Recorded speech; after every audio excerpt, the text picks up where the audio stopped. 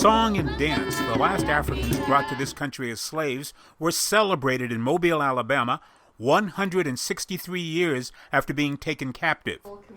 Their story, which had been dismissed as myth for more than a century, is now being honored in the Africatown Heritage House, a new museum located in the heart of the community they created.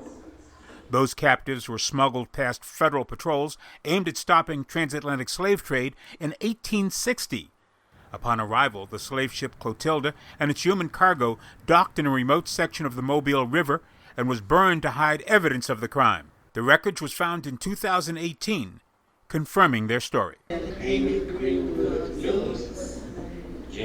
With names like Poli, Kanko, and Kosula, their history was never forgotten, as was passed from one generation to the next. The goal of Kosula sharing his story was twofold. First, he valued the richness and beauty of his origins. And second, he needed his story, their story, to be forever remembered. Some of the ship's wreckage is now on display, along with precious personal artifacts which have been carefully guarded as family heirlooms over the years.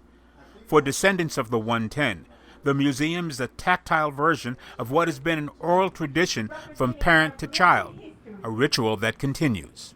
I talk to my son, my daughter, and my little 8-year-old granddaughter. I start telling her little things. Even though she's quite young, I still tell her because you don't know how much they absorb. And to me, it would be important because I'm 4th generation.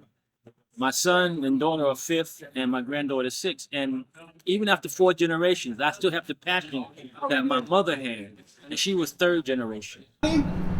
Kanko, thank you for our existence. The opening of the Heritage House was intentionally scheduled to coincide with the annual ceremony marking the day the ancestors first arrived on these shores, an event which concludes remembrance of those who made the voyage and managed to thrive in a strange land. This is Cudjoe Lewis, who is one of the leaders of the Africatown community. He is also well known for his outspokenness. It is interesting to note that he would say that every night when he went to sleep, he would dream of going home to Africa. Well, he never made it there. But now with the opening of the museum and the interest in the Africatown community, his story and the story of the 110 will be available for all of us to look at, learn from, and teach from going forward. In Mobile, Alabama, I'm Greg Morrison.